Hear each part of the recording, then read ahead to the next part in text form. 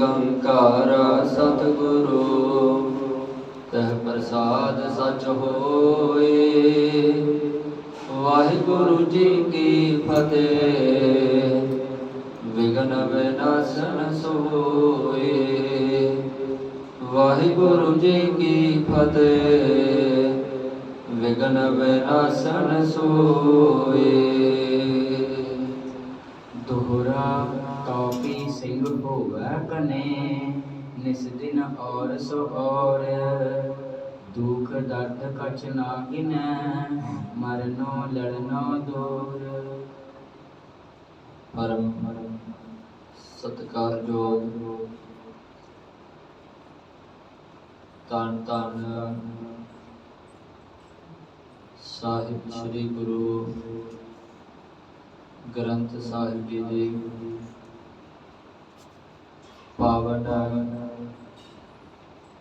ਮੁਕੱਦਸ ਗੋਦ ਵਿੱਚ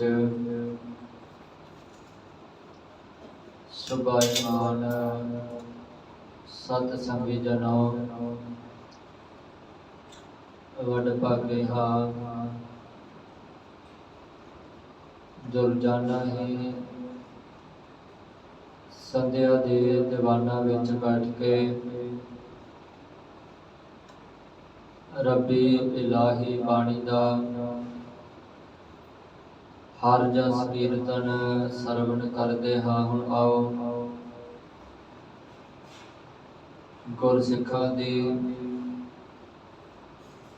ਖਾਲਸੇ ਦੀ ਉਤਪਤੀ ਦੀ ਕਥਾ ਦੇ ਨਾਲ ਜੁੜਨ ਦਾ ਯਤਨ ਕਰੀਏ।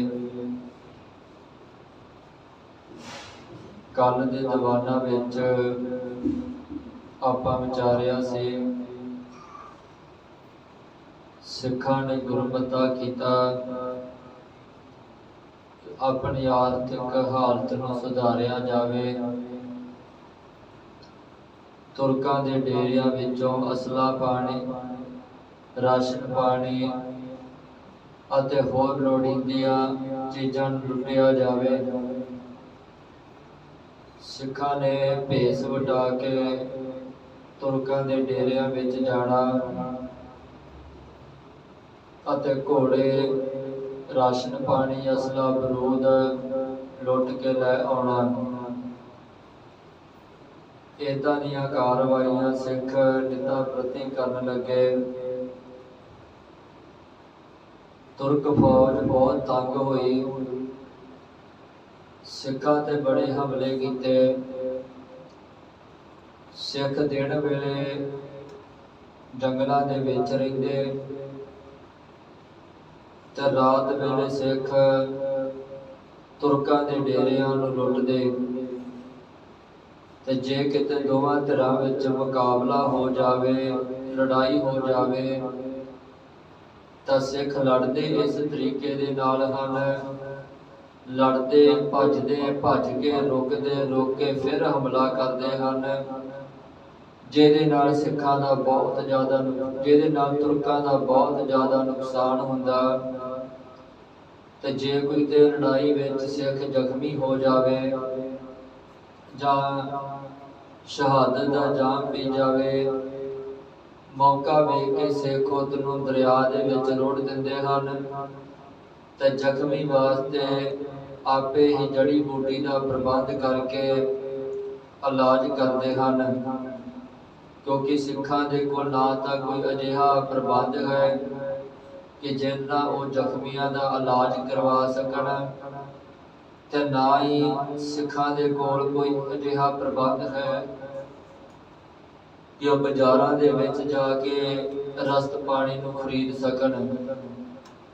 ਇੱਕੋ ਇੱਕ ਤਰੀਕਾ ਹੈ, ਉਹ ਹੈ ਲੁੱਟ ਮਾਰ ਦਾ, ਤੇ ਸਿੱਖ ਲੁੱਟ ਮਾਰ ਕਰਕੇ ਆਪਣਾ ਗੁਜ਼ਾਰਾ ਕਰਦੇ ਹਨ। ਇੱਥੋਂ ਤੱਕ ਆਪਾਂ ਵਿਚਾਰਿਆ ਸੀ ਕੱਲ। ਅਗਲੇਰੇ ਪ੍ਰਸੰਗ ਨੂੰ ਭਾਈ ਰਤਨ ਸਿੰਘ ਜੀ ਭੰਗੂ ਕਿਵੇਂ ਕਲਮਬੰਦ ਕਰਦੇ ਹਨ, ਉਹਦੀ ਵਿਚਾਰ ਆਪਾਂ ਕਰਨੀ ਹੈ। ਵਿਚਾਰ ਆਰੰਭਣ ਤੋਂ ਪਹਿਲਾਂ ਆਓ ਗੁਰਦੇਵ ਦੇ ਚਰਨਾਂ 'ਚ ਹਾਜ਼ਰੀ ਲਵਾਈਏ ਆਖੋ ਵਾਹਿਗੁਰੂ ਜੀ ਕਾ ਖਾਲਸਾ ਵਾਹਿਗੁਰੂ ਜੀ ਕੀ ਫਤਿਹ। ਸਤਨਾਮ ਸ੍ਰੀ ਵਾਹਿਗੁਰੂ ਸਾਹਿਬ ਜੀ। ਦੋਹਰਾ ਤੌਪੀ ਸਿੰਘ ਹੋਵੇ ਕਨੇ ਨਿਸ ਦਿਨ ਔਰ ਸੋ ਔਰ। ਤੌਪੀ ਸਿੰਘ ਹੋਵੇ ਕਨੇ ਨਿਸ ਦਿਨ ਔਰ ਸੋ ਔਰ। ਸਿੱਖਾਂ ਦੇ ਘਰ ਘਾਟ ਢਾਏ ਗਏ, ਜਿਹਦੇ ਕਰਕੇ ਸਿੱਖਾਂ ਨੂੰ ਜੰਗਲਾਂ ਵੇਲਿਆਂ ਦਾ ਸਹਾਰਾ ਲੈਣਾ ਪਿਆ। ਜੰਗਲਾਂ ਦੇ ਵਿੱਚ ਗੁਜ਼ਾਰਾ ਔਖਾ ਹੋਣ ਲੱਗਾ। ਸਿੱਖਾਂ ਨੇ ਗੁਰਮਤਾ ਕਰਕੇ ਤੁਰਕਾਂ ਦੇ ਡੇਰਿਆਂ ਨੂੰ ਲੁੱਟਣਾ ਸ਼ੁਰੂ ਕੀਤਾ। ਆਉਣ ਜਾਣ ਵਾਲੇ ਰਾਹਾਂ ਤੇ ਖਲੋ ਕੇ ਲੁੱਟਣਾ ਸ਼ੁਰੂ ਕਰ ਦਿੱਤਾ। ਜਿਵੇਂ ਦਿੱਲੀ ਤੋਂ ਲਾਹੌਰ ਤੇ ਲਾਹੌਰ ਤੋਂ ਦਿੱਲੀ ਜਾਣ ਵਾਲੀ ਜਰਨੈਲੀ ਸੜਕ, ਪਿਸ਼ੌਰ ਦੇ ਇਲਾਕੇ ਵਿੱਚ ਸਿੱਖਾਂ ਨੇ ਲੁੱਟ ਮਚਾਉਣੀ ਸ਼ੁਰੂ ਕੀਤੀ ਅਤੇ ਆਪਣਾ ਲੋੜੀਂਦਾ ਸਮਾਨ ਲੈ ਕੇ ਗੁਜ਼ਾਰਾ ਕਰਨ ਲੱਗੇ। ਤੁਰਕ ਫੌਜ ਬਹੁਤ ਜ਼ਿਆਦਾ ਨੁਕਸਾਨ ਕਰਾਉਣ ਲੱਗੀ, ਜਾਨੀ ਵੀ ਤੇ ਮਾਲੀ ਵੀ, ਜਿਹਦੇ ਕਰਕੇ ਤੁਰਕਾਂ ਦੇ ਹੱਥ ਸਿੱਖ ਤਾਂ ਆਉਂਦੇ ਨਹੀਂ ਸਨ ਤੇ ਤੁਰਕਾਂ ਨੇ ਫਿਰ ਪਿੰਡਾਂ ਦੇ ਵਿੱਚ ਲੋਕਾਂ ਨੂੰ ਸਤਾਉਣਾ ਸ਼ੁਰੂ ਕਰ ਦਿੱਤਾ, ਜੱਟ ਜ਼ਿਮੀਂਦਾਰ ਲੋਕਾਂ ਨੂੰ। ਕਿਉਂਕਿ ਪਿੰਡਾਂ ਵਿੱਚ ਆ ਕੇ ਸਿੱਖ ਕਦੇ ਕਿਸੇ ਘਰ ਦੇ ਵਿੱਚ ਗੁਜ਼ਾਰਾ ਕਰ ਜਾਂਦੇ ਸਨ, ਰਹਿ ਜਾਂਦੇ ਸਨ, ਤੇ ਤੁਰਕ ਫੌਜਾਂ ਨੂੰ ਜਦੋਂ ਪਤਾ ਲੱਗਣਾ ਸਿੱਖਾਂ ਤੇ ਪੇਸ਼ ਕੋਈ ਨਹੀਂ ਚੱਲਦੀ ਤੇ ਪਿੰਡ ਦੇ ਲੋਕਾਂ ਨੂੰ ਸਤਾਉਣਾ ਸ਼ੁਰੂ ਕਰ ਦਿੱਤਾ। ਜਦੋਂ ਪਿੰਡ ਦੇ ਲੋਕਾਂ ਉੱਤੇ ਅਜਿਹਾ ਤਸ਼ੱਦਦ ਹੋਣ ਲੱਗਾ, ਜ਼ੁਲਮ ਹੋਣ ਲੱਗਾ, ਤੇ ਖਾਸ ਕਰਕੇ ਜੱਟ ਜ਼ਿਮੀਂਦਾਰ ਜਿਹੜੇ ਲੋਕ ਸਨ, ਉਹਨਾਂ ਨੇ ਫੈਸਲਾ ਕੀਤਾ ਕਿ ਆਪਾਂ ਵੀ ਸਿੱਖਾਂ ਦੇ ਵਾਂਗੂ ਬਾਗੀ ਹੋ ਜਾਈਏ ਸਰਕਾਰ ਦੇ ਵੱਲੋਂ ਤੇ ਸਿੱਖਾਂ ਦੇ ਜਥਿਆਂ ਵਿੱਚ ਜਾ ਕੇ ਰਲ ਜਾਈਏ। ਕਿਉਂਕਿ ਨਾ ਤੇ ਸਿੱਖਾਂ ਨੂੰ ਕਿਸੇ ਦਾ ਡਰ ਹੈ, ਨਾ ਕਿਸੇ ਨੂੰ ਸਿੱਖ ਡਰਾਉਂਦੇ ਹਨ ਤੇ ਨਾ ਹੀ ਸਿੱਖ ਕੋਈ ਟੈਕਸ ਦਿੰਦੇ ਹਨ। ਬਿਨਾਂ ਟੈਕਸ ਤੋਂ ਸਿੱਖ ਆਪਣੇ ਜੀਵਨ ਨੂੰ ਗੁਜ਼ਾਰਦੇ ਹਨ। ਜੱਟ ਜ਼ਿਮੀਂਦਾਰਾਂ ਨੇ ਇਹ ਫੈਸਲਾ ਕੀਤਾ ਤੇ ਫੈਸਲਾ ਕਰਕੇ ਸਰਕਾਰ ਦੇ ਖਿਲਾਫ ਬਗਾਵਤ ਛੇੜ ਦਿੱਤੀ ਤੇ ਵੱਖ-ਵੱਖ ਜਥਿਆਂ ਵਿੱਚ ਆ ਕੇ, ਸਿੱਖਾਂ ਦੇ ਜਥਿਆਂ ਵਿੱਚ ਆ ਕੇ ਖਾਲਸੇ ਨੂੰ ਸਮਰਪਿਤ ਹੋ ਗਏ।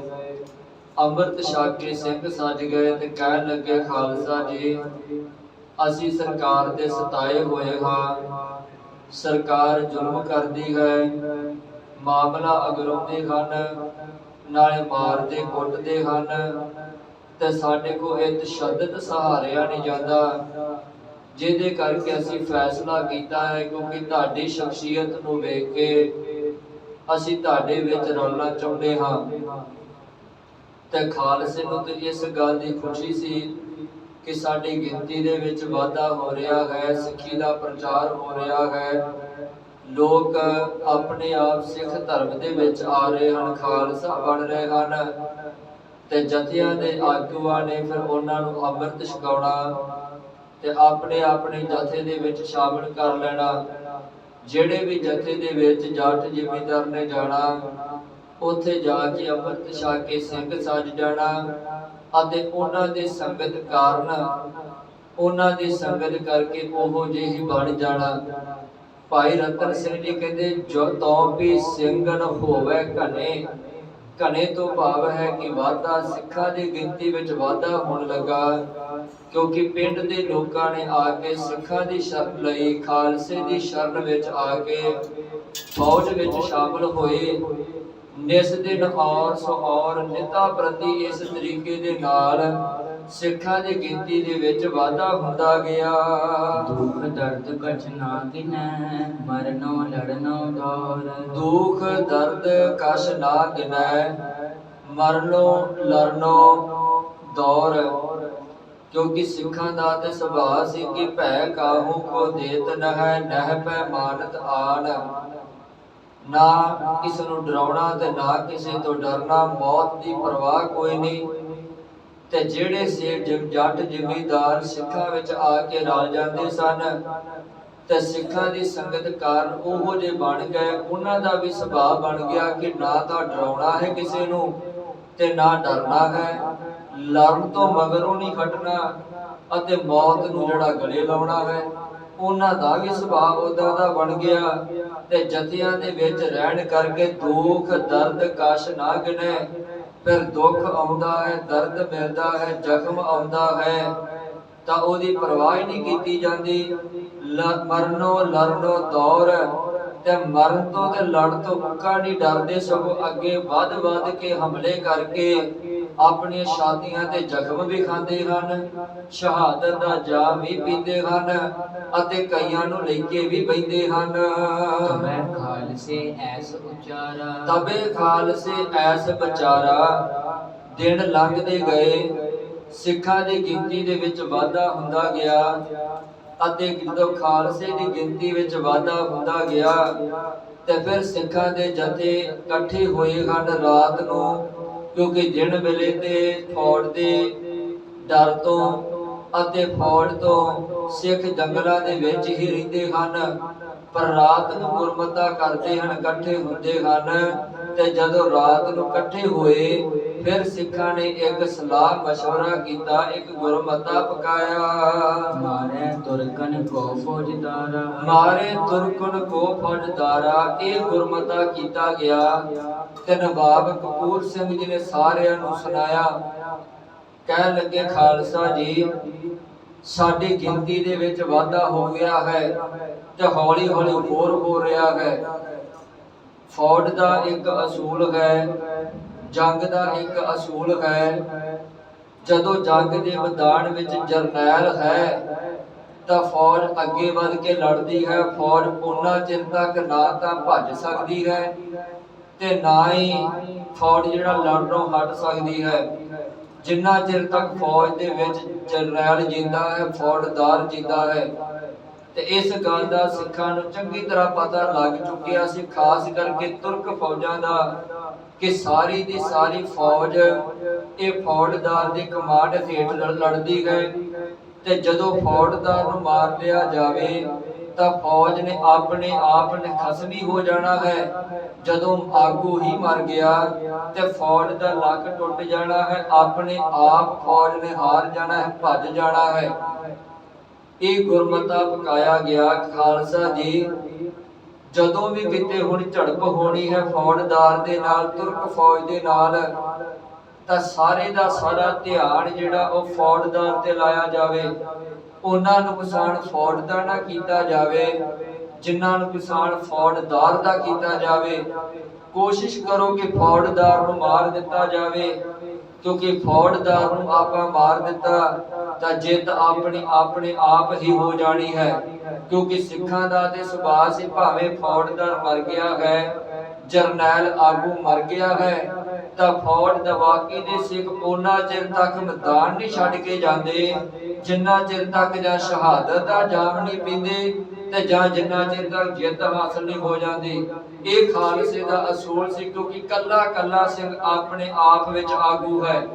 ਸਿੱਖ ਕਿਸੇ ਤੇ ਡਿਪੈਂਡ ਨਹੀਂ ਹੈ। ਬੇਸ਼ੱਕ ਆਗੂ ਬਣਾਇਆ ਹੋਇਆ ਹੈ, ਪਰ ਲੜਦਿਆਂ ਸਮੇਂ ਸਾਰੇ ਆਪਣੀ ਜ਼ਿੰਮੇਵਾਰੀ ਨਾਲ ਲੜਦੇ ਹਨ, ਆਪਣੇ ਆਪ ਨੂੰ ਆਗੂ ਗਿਣਦੇ ਹਨ, ਆਪਣੀ ਪੂਰੀ ਜ਼ਿੰਮੇਵਾਰੀ ਦੇ ਨਾਲ ਜਾਂ ਮਰਦੇ ਹਨ ਤੇ ਜਾਂ ਜਿੱਤ ਪ੍ਰਾਪਤ ਕਰਦੇ ਹਨ। ਪਰ ਜਿਹੜੀ ਬਾਹਰੀ ਫੌਜ ਆਉਂਦੀ ਹੈ, ਭਾਵੇਂ ਤੁਰਕ ਫੌਜ ਆਈ ਹੈ, ਭਾਵੇਂ ਨਾਦਰ ਸ਼ਾਹ ਆਉਂਦਾ ਰਿਹਾ ਹੈ, ਭਾਵੇਂ ਅਬਦਾਲੀ ਆਉਂਦਾ ਹੈ, ਭਾਵੇਂ ਹੋਰ ਕੋਈ ਫੌਜ ਹੈ, ਉਹਨਾਂ ਦੀ ਜਿਹੜੀ ਪ੍ਰਬੰਧਕ ਹੈ ਉਹ ਜਿਹੜਾ ਫੌਜਦਾਰ ਦੇ ਅਧੀਨ ਹੈ। ਫੌਜਦਾਰ ਦੇ ਮਰਦੀ ਦੇਰ ਹੁੰਦੀ ਹੈ, ਫੌਜ ਆਪਣੇ ਆਪ ਮੈਦਾਨ ਛੱਡ ਕੇ ਭੱਜ ਜਾਂਦੀ ਹੈ। ਤੇ ਖਾਲਸੇ ਨੇ ਗੁਰਮਤਾ ਕੀਤਾ, ਮਾਰੈ ਤੁਰਕਨ ਕੋ ਫੌਜਦਾਰਾ। ਖਾਲਸੇ ਨੂੰ ਕਹਿੰਦੇ ਹਨ ਆਗੂ, ਖਾਲਸੇ ਨੂੰ ਨਵਾਬ ਕਹਿੰਦਾ ਹੈ, ਨਵਾਬ ਕਪੂਰ ਸਿੰਘ ਜੀ ਕਿ ਖਾਲਸਾ ਜੀ ਫੌਜਦਾਰ ਨੂੰ ਮਾਰਿਆ ਜਾਵੇ, ਫੌਜ ਨੇ ਆਪਣੇ ਆਪ ਮਰ ਜਾਣਾ ਹੈ, ਉਹਨਾਂ ਨੇ ਮੈਦਾਨ ਛੱਡ ਜਾਣਾ ਹੈ। ਮਾਰ ਫੌਜ ਕੋ ਸੋਤੇ ਹੋ, ਮਾਰ ਫੌਜ ਕੋ ਸੂਤੇ ਹੋਵੋ। ਸੂਤੇ ਤੋਂ ਭਾਵ ਕਿ ਤਗੜੇ ਹੋ ਜਾਵੋ, ਤਗੜੇ ਹੋ ਕੇ ਫੌਜਦਾਰ ਨੂੰ ਹੀ ਮਾਰਨਾ ਹੈ। ਲੂਟ ਫੌਜ ਕੋ ਦਾਰਿਦ ਖੋਵੋ, ਲੂਟ ਫੌਜ ਕੋ ਦਾਰਿਦ ਖੋਵੋ। ਦਾਰਿਦ ਤੋਂ ਭਾਵ ਹੈ ਦਰਿਦਰ, ਕਿਉਂਕਿ ਜਦੋਂ ਆਪਾਂ ਫੌਜਦਾਰ ਨੂੰ ਮਾਰ ਲਿਆ, ਫੌਜਦਾਰ ਨੂੰ ਖਤਮ ਕਰ ਦਿੱਤਾ ਮੈਦਾਨੇ ਜੰਗ ਦੇ ਵਿੱਚ, ਤੇ ਫੌਜਦਾਰ ਦੇ ਨਾਲ ਜਿੰਨਾ ਅਸਲਾ ਹੈ, ਜਿੰਨਾ ਰਾਸ਼ਨ ਪਾਣੀ ਹੈ, ਉਹ ਤੁਰਕ ਫੌਜਾਂ ਨੇ ਖਸਮੀਆਂ ਹੋ ਕੇ ਭੱਜ ਜਾਣਾ ਹੈ, ਤੇ ਉਹ ਸਾਰੇ ਦਾ ਸਾਰਾ ਸਮਾਨ ਆਪਣੇ ਕੋਲ ਹੀ ਆਉਣਾ ਹੈ। ਇਸ ਤਰੀਕੇ ਨਾਲ ਆਪਣਾ ਸਾਰੇ ਦਾ ਸਾਰਾ ਦਲਿੱਦਰ ਆਪਣੇ ਆਪ ਖਤਮ ਹੋ ਜਾਣਾ ਹੈ। ਹਰੇਕ ਚੀਜ਼ ਸਾਡੇ ਕੋਲ ਆ ਜਾਣੀ ਹੈ, ਰਾਸ਼ਨ ਪਾਣੀ ਵੀ ਆ ਜਾਣਾ ਹੈ, ਅਸਲਾ ਬਰੂਦ ਵੀ ਆ ਜਾਣਾ ਹੈ, ਤੇ ਭੱਜਦੀ ਹੋਈ ਫੌਜ ਨੇ ਆਪਣੇ ਘੋੜੇ ਵੀ ਛੱਡ ਜਾਣੇ ਹਨ। ਲੂਟ ਫੌਜ ਕੋ ਦਾਰਿਦ ਖੋਵੋ। ਜਦੋਂ ਫੌਜਦਾਰ ਮਰ ਗਿਆ, ਫੌਜਦਾਰ ਦੇ ਮਰਨ ਦੀ ਦੇਰ ਹੈ, ਉਹਨਾਂ ਦਾ ਸਾਰਾ ਸਮਾਨ ਲੁੱਟ ਕੇ ਆਪਣਾ ਦਲਿੱਦਰ ਦੂਰ ਕਰ ਲਵੋ। ਹਾਥੀ ਘੋੜੇ ਊਠ ਲਿਆਵੋ, ਹਾਥੀ ਘੋੜੇ ਊਠ ਲਿਆਵੋ। ਹਾਥੀ ਘੋੜੇ ਜੋ ਕੁਝ ਹੱਥ ਵਿੱਚ ਲੱਗੇ ਉਹਨੂੰ ਸਾਰਿਆਂ ਨੂੰ ਲੁੱਟ ਕੇ ਲੈ ਆਉਣਾ ਹੈ। ਰਾਜ ਸਾਜ ਬਿਨ ਰਾਜ ਨ ਪਾਵੋ, ਰਾਜ ਸਾਜ ਬਿਨ ਰਾਜ ਨਾ ਪਾਵੇ, ਕਿਉਂਕਿ ਰਾਜ ਅਤੇ ਸਾਜ ਤੋਂ ਬਿਨਾ ਰਾਜ ਨਹੀਂ ਮਿਲਦਾ ਹੁੰਦਾ। ਕਿਉਂਕਿ ਸਾਜ ਤੋਂ ਭਾਵ ਹੈ ਕਿ ਆਜ਼ਾਦੀ, ਆਜ਼ਾਦੀ ਤੋਂ ਭਾਵ ਹੈ ਕਿ ਆਪਣੀ ਹਕੂਮਤ। ਕਿਉਂਕਿ ਜਿਹੜਾ ਨਗਾਰਾ ਵਜਾਉਂਦਾ ਹੈ, ਨਿਸ਼ਾਨ ਲਾਉਂਦਾ ਹੈ, ਨਿਸ਼ਾਨ ਸਾਹਿਬ ਲਾਉਂਦਾ ਕੋਈ ਜਾਂ ਆਪਣਾ ਚਿੰਨ੍ਹ ਲਾਉਂਦਾ ਹੈ, ਇਹ ਆਜ਼ਾਦੀ ਦੇ ਚਿੰਨ੍ਹ ਹੈ ਕਿ ਅਸੀਂ ਕਿਸੇ ਦੇ ਮੁਹਤਾਜ ਨਹੀਂ ਹਾਂ, ਅਸੀਂ ਖੁਦ ਆਪਣੇ ਰਾਜੇ ਖੁਦ ਹਾਂ। ਤੇ ਗੁਰੂ ਗੋਬਿੰਦ ਸਿੰਘ ਪਾਤਸ਼ਾਹ ਜੀ ਨੇ ਇਸੇ ਕਰਕੇ ਹੀ ਸਿੱਖ ਨੂੰ ਸਾਜ ਅਤੇ ਨਿਸ਼ਾਨ ਦਿੱਤਾ ਹੈ ਕਿ ਨਿਸ਼ਾਨ ਸਾਹਿਬ ਲਾਓ ਅਤੇ ਸਾਜ ਵਜਾਓ, ਨਗਾਰਾ ਵਜਾਵੋ, ਤਾਂ ਜੋ ਤੁਹਾਡੀ ਆਜ਼ਾਦੀ ਦਾ ਚਿੰਨ੍ਹ ਹੋਵੇ ਤੇ ਦੁਸ਼ਮਣ ਨੂੰ ਪਤਾ ਲੱਗ ਜਾਵੇ ਕਿ ਖਾਲਸਾ ਕੇਵਲ ਅਕਾਲ ਦਾ ਮੁਹਤਾਜ ਹੈ, ਕਿਸੇ ਹੋਰ ਦਾ ਮੁਹਤਾਜ ਨਹੀਂ ਹੈ। ਇਹ ਦੋ ਚੀਜ਼ਾਂ ਖਾਲਸੇ ਨੂੰ ਦਿੱਤੀਆਂ ਹਨ। ਰਾਜ ਸਾਜ ਬਿਨ ਰਾਜ ਨਾ ਪਾਵੋ। ਨਾ ਰਾਜ ਅਤੇ ਸਾਜ ਤੋਂ ਬਿਨਾ ਰਾਜਾ ਨਹੀਂ ਬਣਿਆ ਜਾ ਸਕਦਾ, ਰਾਜ ਨਹੀਂ ਮਿਲਣਾ। ਇਸ ਕਰਕੇ ਇਹਨਾਂ ਚੀਜ਼ਾਂ ਨੂੰ ਜਿਹੜਾ ਅਪਣਾਇਆ ਜਾਵੇ। ਭੂਪ ਮਲੋਲੇ ਕਿਲਾ ਚਨਾਈ, ਭੂਮ ਮਲੋਲੇ ਕਿਲਾ ਚਨਾਈ। ਤੇ ਇਸ ਤੋਂ ਇਲਾਵਾ ਖਾਲਸਾ ਜੀ ਭੂਮ ਨੂੰ ਮੱਲਿਆ ਜਾਵੇ। ਭੂਮ ਤੋਂ ਭਾਵ ਹੈ ਕਿ ਜ਼ਮੀਨ, ਜ਼ਮੀਨ ਦੇ ਉੱਤੇ ਕਬਜ਼ਾ ਕਰਕੇ ਉਹਦੇ ਉੱਤੇ ਵੱਡੇ ਵੱਡੇ ਕਿਲੇ ਉਸਾਰੇ ਜਾਣ। ਕਿਉਂਕਿ ਅੱਜ ਤੱਕ ਜਿੰਨੇ ਸਿੱਖਾਂ ਨੇ ਹਮਲੇ ਲੜ ਕੀਤੇ ਹਨ ਜਾਂ ਲੜਾਈਆਂ ਲੜੀਆਂ ਸਨ, ਉਹ ਕਿਲਿਆਂ ਤੋਂ ਬਗੈਰ ਹੀ ਲੜੀਆਂ ਸਨ, ਐ ਪੱਧਰੇ ਮੈਦਾਨ ਦੇ ਵਿੱਚ। ਕਿਉਂਕਿ ਕੋਈ ਸਿੱਖ ਦੇ ਕੋਲ ਕਿਲਾ ਨਹੀਂ ਸੀ ਜਿਹਦੇ ਵਿੱਚ ਸਿੱਖ ਆਪਣਾ ਪ੍ਰਬੰਧ ਕਰ ਸਕਣ, ਜਿਹਦੇ ਵਿੱਚ ਅਸਲਾ ਬਰੂਦ ਰੱਖ ਸਕਣ, ਆਪਣਾ ਰਾਸ਼ਨ ਪਾਣੀ ਰੱਖ ਸਕਣ। ਕੋਈ ਅਜਿਹਾ ਪ੍ਰਬੰਧ ਨਹੀਂ ਸੀ। ਪਰ ਸਿੱਖਾਂ ਨੇ ਸਮੇਂ ਦੀ ਨਿਜਾਤ ਨੂੰ ਸਮਝਦਿਆਂ ਹੋਇਆ ਫੈਸਲਾ ਕਰ ਲਿਆ, ਖਾਲਸਾ ਜੀ ਕਿਲਾ ਚਨਾਵੋ, ਕਿਲੇ ਦੇ ਵਿੱਚ ਅਸਲਾ ਬਰੂਦ ਜਮ੍ਹਾਂ ਕਰੋ, ਕਿਲੇ ਦੇ ਵਿੱਚ ਰਾਸ਼ਨ ਪਾਣੀ ਇਕੱਠਾ ਕਰੋ, ਤੇ ਕਿਲਾ ਉਸਾਰ ਕੇ ਜਦੋਂ ਕੋਈ ਫੌਜ ਆਵੇ, ਫੌਜ ਦੇ ਨਾਲ ਕਿਲੇ ਦੇ ਵਿੱਚੋਂ ਹਮਲਾ ਕਰੀਏ, ਤਾਂ ਜੋ ਹਮਲਾ ਕਰਦਿਆਂ ਹੋਇਆ ਜਿੱਤ ਆਸਾਨੀ ਦੇ ਨਾਲ ਸਾਨੂੰ ਪ੍ਰਾਪਤ ਹੋ ਜਾਵੇ। ਬਿਨਾ ਕਿਲਣ ਨਾ ਪੁੱਜੈ ਲੜਾਈ, ਬਿਨਾ ਕਿਲਣ ਨਾ ਪੁੱਜੈ ਲੜਾਈ। ਕਿਉਂਕਿ ਕਿਲਾ ਤੋਂ ਬਿਨੇ ਹੁਣ ਲੜਾਈ ਨਹੀਂ ਲੜੀ ਜਾ ਸਕਦੀ। ਕਿਲੇ ਤੋਂ ਬਿਨਾ ਜਿਹੜਾ ਵਾ ਉਹ ਜੰਗ ਲੜਨਾ ਮੁਸ਼ਕਲ ਹੈ। ਕਿਉਂਕਿ ਕਿਲੇ ਤੋਂ ਬਿਨਾ ਨੁਕਸਾਨ ਜ਼ਿਆਦਾ ਹੁੰਦਾ ਹੈ। ਇੱਕ ਬੰਨੇ ਕੋ ਬੰਦੇ, ਇੱਕ ਬੰਨੇ ਕਿਲਾ ਹੋਵੇ ਤੇ ਇੱਕ ਬੰਨੇ ਪੱਧਰਾ ਮੈਦਾਨ ਹੋਵੇ, ਤੇ ਨੁਕਸਾਨ ਪੱਧਰੀ ਮੈਦਾਨ ਵਾਲਿਆਂ ਦਾ ਹੀ ਹੋਣਾ ਹੈ, ਕਿਲੇ ਵਾਲੇ ਦਾ ਨਹੀਂ ਹੋਣਾ। ਇਸ ਕਰਕੇ ਖਾਲਸਾ ਜੀ ਕਿਲਾ ਚਨਾਵੋ, ਤਾਂ ਜੋ ਸਾਡਾ ਨੁਕਸਾਨ ਵੀ ਘੱਟ ਹੋਵੇ ਤੇ ਸਾਡੀ ਜਿੱਤ ਵੀ ਹੋ ਜਾਵੇ। ਐਸ ਵਿਚਾਰਤ ਆਗੇ ਗਏ, ਐਸ ਵਿਚਾਰਤ ਆਗੇ ਗਏ। ਇਹ ਜਿਹੜਾ ਫੈਸਲਾ ਕਰ ਲਿਆ ਗਿਆ ਖਾਲਸੇ ਦੇ ਵੱਲੋਂ, ਗੁਰਮਤਾ ਕਰ ਲਿਆ ਗਿਆ, ਤੇ ਫੈਸਲਾ ਕਰਕੇ ਫਿਰ ਆਗੂ ਸਿੱਖਾਂ ਨੇ ਆਪਣੇ ਆਪਣੇ ਜਥੇ ਲੈ ਕੇ, ਕਿਉਂਕਿ ਹੁਣ ਸਿੱਖਾਂ ਦੀ ਗਿਣਤੀ ਵਿੱਚ ਵਾਧਾ ਹੋ ਗਿਆ ਹੈ, ਆਪਣੇ ਆਪਣੇ ਜਥੇ ਲੈ ਕੇ ਸਿੱਖ ਵੱਖ-ਵੱਖ ਇਲਾਕਿਆਂ ਦੇ ਵੱਲ ਤੁਰ ਪਏ ਹਨ। ਐਮਨਾਬਾਦ ਟਿਕ ਪਹੁੰਚਤ ਭਏ, ਐਮਨਾਬਾਦ ਟਿਕ ਪਹੁੰਚਤ ਭਏ।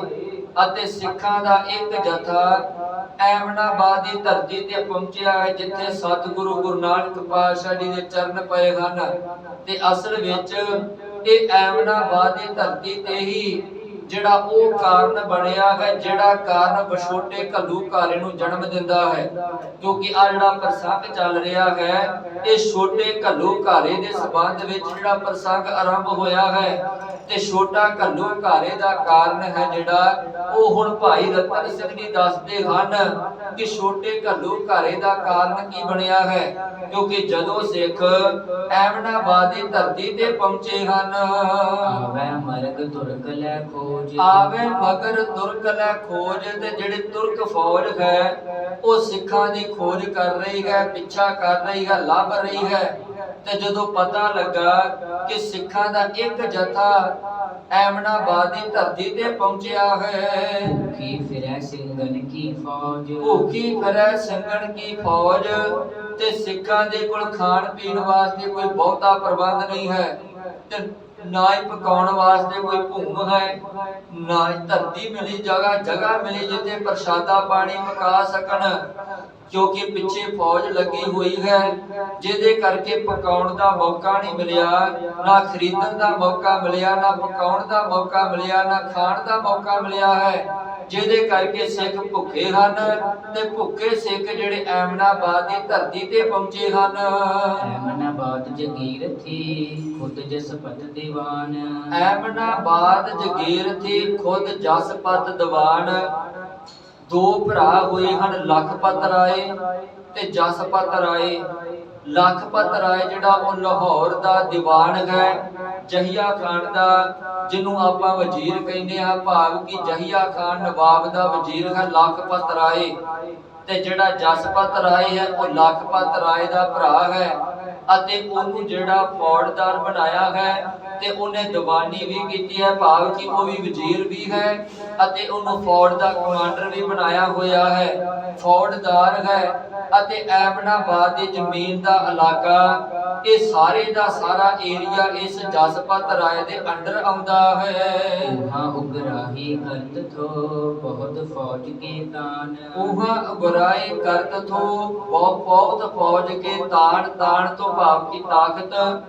ਜਸਪਤ ਰਾਏ ਇੱਕ ਫੌਜਦਾਰ ਹੈ, ਜਿਹਦੇ ਕੋਲ ਫੌਜ ਵੀ ਬਹੁਤ ਜ਼ਿਆਦੀ ਹੈ, ਅਤੇ ਆਪਣੇ ਏਰੀਏ ਦੇ ਵਿੱਚੋਂ, ਆਪਣੇ ਇਲਾਕੇ ਦੇ ਵਿੱਚੋਂ ਇਹ ਮਾਮਲਾ ਉਗਰਾਉਂਦਾ ਹੈ, ਟੈਕਸ ਉਗਰਾਉਂਦਾ ਹੈ। ਤੇ ਟੈਕਸ ਉਗਰਾ ਕੇ ਇਹ ਲਾਹੌਰ ਦੀ ਧਰਤੀ ਨਵਾਬ ਦੇ ਕੋਲ ਭੇਜਦਾ ਹੈ, ਤੇ ਨਵਾਬ ਅੱਗੇ ਆਪਣਾ ਖਰਚਾ ਪਾਣੀ ਰੱਖ ਕੇ ਦਿੱਲੀ ਦਰਬਾਰ ਦੇ ਵਿੱਚ ਪਹੁੰਚਾਉਂਦਾ ਹੈ। ਕਿਉਂਕਿ ਕਈ ਵਾਰੀ ਮੈਂ ਬੇਨਤੀ ਕੀਤੀ ਹੈ ਕਿ ਜਿਹੜੀ ਸਰਕਾਰ ਹੈ ਉਹ ਟੈਕਸ ਦੇ ਸਹਾਰੇ ਹੀ ਚੱਲਦੀ ਹੈ।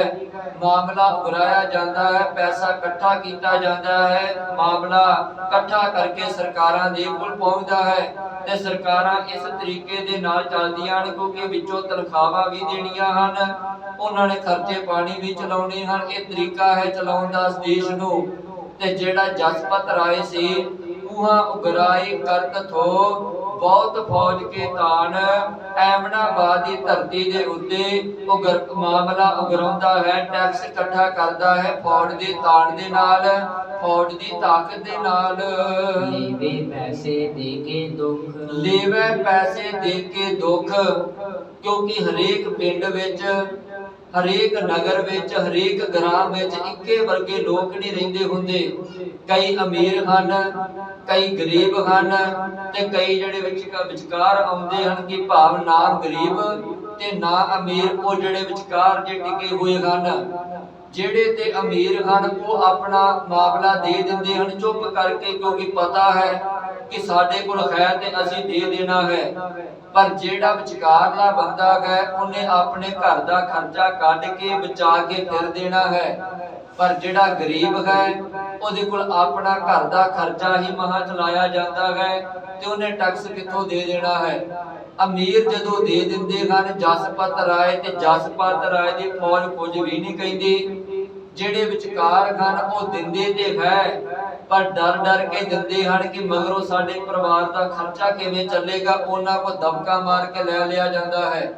ਪਰ ਜਿਹੜੇ ਗਰੀਬ ਹਨ ਉਹਨਾਂ ਦੇ ਹੱਥ ਖੜੇ ਹਨ ਕਿ ਅਸੀਂ ਮਾਮਲਾ ਨਹੀਂ ਦੇ ਸਕਦੇ, ਸਾਡੇ ਕੋਲ ਪੈਸਾ ਨਹੀਂ ਦਿੱਤਾ ਜਾ ਸਕਦਾ, ਸਾਡਾ ਘਰ ਦਾ ਖਰਚਾ ਮਹਾ ਚੱਲਦਾ ਹੈ। ਤੇ ਜਦੋਂ ਇਦਾਂ ਦੀਆਂ ਗਰੀਬ ਲੋਕ ਗੱਲਾਂ ਕਰਦੇ ਹਨ ਤੇ ਭਾਈ ਰਤਨ ਸਿੰਘ ਜੀ ਕਹਿੰਦੇ ਲੇਵੈ ਪੈਸੇ ਦੇ ਕੇ ਦੁੱਖ। ਫਿਰ ਗਰੀਬ ਲੋਕਾਂ ਨੂੰ ਦੁੱਖ ਦੇ ਕੇ ਉਹਨਾਂ ਦੇ ਕੋਲ ਮਾਮਲਾ ਜਸਪਤ ਰਾਏ ਅਤੇ ਉਹਦੀ ਫੌਜ ਅਗਰਾਉਂਦੀ ਹੈ। ਬੰਦੇ ਪੈਂਚ ਸੁਹੋਗਾ ਰੁੱਖ, ਬੰਦੇ ਪੈਂਟ ਸਹੋਵੈ ਰੁੱਖ। ਉਹਨਾਂ ਨੂੰ ਫੜ ਕੇ ਰੁੱਖਾਂ ਦੇ ਨਾਲ ਬੰਨ੍ਹ ਲਿਆ ਜਾਂਦਾ ਹੈ ਤੇ ਰੁੱਖਾਂ ਨਾਲ ਬੰਨ੍ਹ ਕੇ ਉਹਨਾਂ ਨੂੰ ਦੁੱਖ ਦਿੱਤੇ ਜਾਂਦੇ ਹਨ। ਕਿਸੇ ਟੰਗੈ ਕਿਸੇ ਕਮਚਨ ਮਾਰੈ, ਕਿਸੇ ਟੰਗੈ ਕਿਸੇ ਕਮਚਨ ਮਾਰੇ। ਕਮਚਨ ਤੋਂ ਭਾਵ ਹੈ ਕਿ ਉਹਨਾਂ ਨੂੰ ਡੰਡਿਆਂ ਦੇ ਨਾਲ, ਸ਼ਮਕਾਂ ਦੇ ਨਾਲ ਕੁੱਟਿਆ ਜਾਂਦਾ ਹੈ। ਕਈਆਂ ਨੂੰ ਪੁੱਠਿਆਂ ਲਮਕਾ ਲਿਆ ਜਾਂਦਾ ਹੈ, ਕਿਸੇ ਨੂੰ ਪੁੱਠਾ ਲਟਕਾ ਕੇ ਸ਼ਮਕਾਂ ਦੇ ਨਾਲ, ਕਮਚਣ ਦੇ ਨਾਲ ਕੁੱਟਿਆ ਜਾਂਦਾ ਹੈ। ਤੇ ਜੇ ਨਹੀਂ ਫਿਰ ਵੀ ਦਿੰਦੇ ਤਾਂ ਫਿਰ ਉਹਨਾਂ ਦਾ ਜ਼ਬਰਦਸਤੀ ਘਰ ਦਾ ਮਾਲ ਡੰਗਰ ਜੋ ਕੁਝ ਹੱਥ ਲੱਗੇ ਉਹਨੂੰ ਜ਼ਬਤ ਕਰਕੇ ਤੇ ਜਿਹੜੀ ਫੌਜ ਨਾਲ ਲੈ ਜਾਂਦੀ ਹੈ। ਐਸ ਭਾਤ ਸਿਉ ਮੁਲਕ ਉਜਾੜੈ, ਐਸ ਭਾਤ ਸਿਉ ਮੁਲਕ ਉਜਾਰੇ। ਇਸ ਤਰੀਕੇ ਦੇ ਨਾਲ ਜਸਪਤ ਰਾਏ ਫੌਜ ਦੀ ਤਾਕਤ ਦੇ ਨਾਲ ਮੁਲਕ ਨੂੰ, ਉਸ ਇਲਾਕੇ ਨੂੰ ਉਜਾੜਦਾ ਹੈ। ਭੁੱਖੇ ਜੱਟ ਨੱਠ ਸਿੱਖ ਰਲੈ, ਭੁੱਖੇ ਜੱਟ ਨੱਠ ਸਿੰਘੀ ਰਲੈ। ਜਦੋਂ ਜਿਹੜੇ ਜੱਟ ਜ਼ਿਮੀਂਦਾਰ ਗਰੀਬ ਲੋਕ ਹਨ, ਨਹੀਂ ਮਾਮਲਾ ਦਿੱਤਾ ਜਾਂਦਾ, ਘਰ ਦਾ ਸਮਾਨ ਵੀ ਫੌਜ ਲੈ ਜਾਂਦੀ ਹੈ, ਤਾਂ ਫਿਰ ਜੱਟ ਜ਼ਿਮੀਂਦਾਰਾਂ ਨੇ ਫੈਸਲਾ ਕੀਤਾ ਕਿ ਅਸੀਂ ਜਿਹੜਾ ਹੁਣ ਇੱਥੇ ਨਹੀਂ ਰਹਿਣਾ, ਅਸੀਂ ਸਿੰਘਾਂ ਦੇ ਨਾਲ ਹੀ ਰਲਣਾ ਹੈ। ਫਿਰ ਉਹ ਲੋਕ ਸਿੱਖਾਂ ਨਾਲ ਆ ਕੇ ਰਲਦੇ ਹਨ ਤੇ ਆ ਕੇ ਅੰਮ੍ਰਿਤ ਛਕ ਕੇ ਸਿੰਘ ਛੱਡਦੇ ਹਨ ਤੇ ਇਸੇ ਤਰੀਕੇ ਨਾਲ ਸਿੱਖਾਂ ਦੀ ਗਿਣਤੀ ਵਿੱਚ ਵਾਧਾ ਹੁੰਦਾ ਹੈ।